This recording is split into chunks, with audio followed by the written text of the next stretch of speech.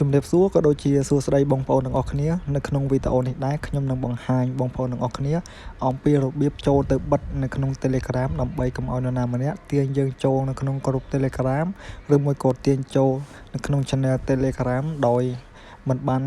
ការអនុញ្ញាតពីយើងអញ្ចឹងកុំឲ្យខាតពេលយូរយើងទៅតាមដានទស្សនាវីដេអូនេះទាំងអស់គ្នាអញ្ចឹងជាដំបូងឡើយយើងចូលនៅក្នុង Telegram របស់យើងមកតមកទៀតយើងចូលនៅក្នុង setting នៅខាងក្រោមហើយយើងចូលនៅក្នុង privacy and security បន្តមកទៀតយើងធ្វើការអស់វាចុះក្រោមមកអញ្ចឹងនេះយើងឃើញមានពាក្យថា invite នៅខាងក្រោមនេះអញ្ចឹងយើងចុចសំទោសយើងចុចចូល invite នឹងមកអញ្ចឹងនៅត្រង់ invite នេះគេដាក់ថា everybody អញ្ចឹងនៅកន្លែងនេះយើងគ្រាន់តែដូរសញ្ញា green នេះមកកន្លែង nobody វិញមកអញ្ចឹង Telegram របស់យើងហ្នឹងគឺអត់មាននរណាម្នាក់អាចធ្វើការទាញយើងចូលគ្រប់ឬមួយក៏ channel Telegram ដែលយើងអត់បានអនុញ្ញាតឲ្យគេទាញចូលនោះទេអញ្ចឹងវីដេអូរបស់ខ្ញុំគឺមានតែប៉ុណ្្នេះឯង